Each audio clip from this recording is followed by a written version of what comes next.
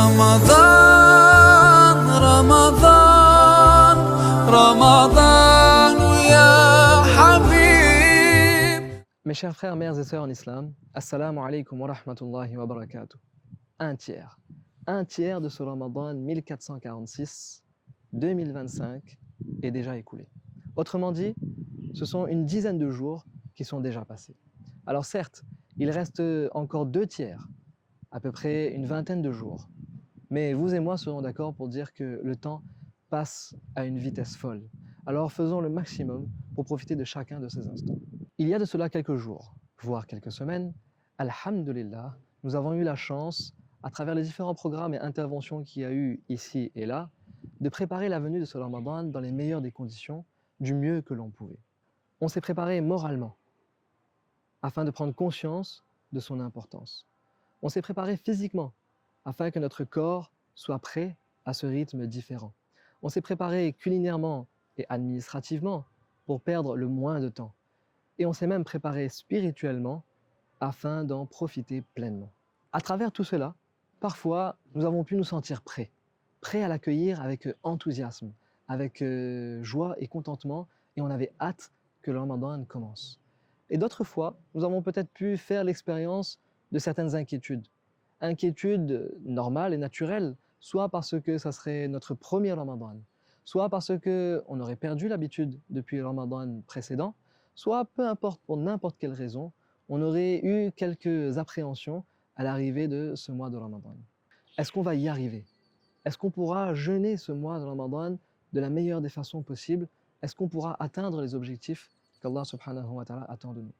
Et finalement, on se rend compte qu'alhamdulillah, avec l'aide d'Allah subhanahu wa ta'ala et de sa baraka, nous avons pu tenir jusque-là. Et on espère qu'Allah subhanahu wa ta'ala nous permette de tenir jusqu'au bout. Et si cela était une leçon pour nous, qu'à travers ce Ramadan, Allah subhanahu wa ta'ala nous fasse réaliser que si on le veut, toujours avec son aide, on le peut. Que si on se donnait les moyens, avec un minimum d'effort et de sincérité, Allah subhanahu wa ta'ala nous aiderait à atteindre nos objectifs et à surmonter les différents obstacles qui se présenteront.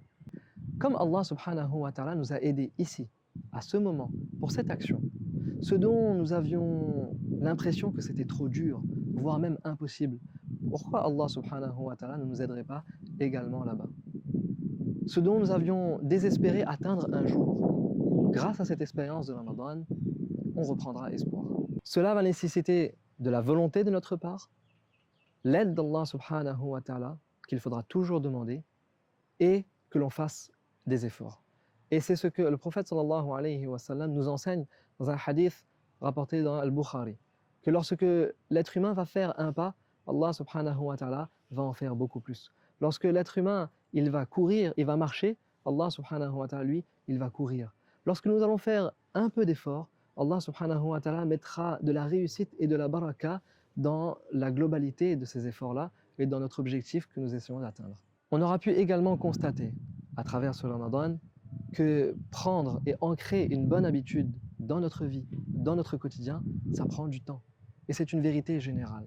Les mauvaises habitudes viennent très rapidement. Les bonnes habitudes, elles, prennent du temps. Les mauvaises habitudes sont très difficiles à s'en débarrasser. Les bonnes habitudes peuvent très vite s'en aller. Voilà donc 2 leçons que nous pouvons tirer de ce Ramadan pour notre vie entière. Car en réalité, le Ramadan est un entraînement pour le reste de l'année, et donc un entraînement pour l'état d'esprit de notre vie en général.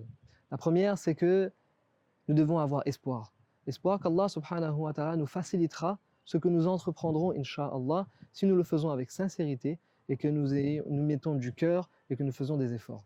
La deuxième, c'est que parfois, et très souvent, cela va nécessiter du temps, de la constance dans les actions, de la constance dans nos efforts, sans jamais désespérer d'Allah subhanahu wa ta'ala et de son aide, et qu'Allah subhanahu wa ta'ala fasse que ce Ramadan soit profitable pour nous à travers ces différents points et rappels, qu'Allah subhanahu wa ta'ala fasse que la fin de ce Ramadan soit meilleure que le début, qu'Allah subhanahu wa ta'ala fasse que la fin de notre vie soit meilleure que son début.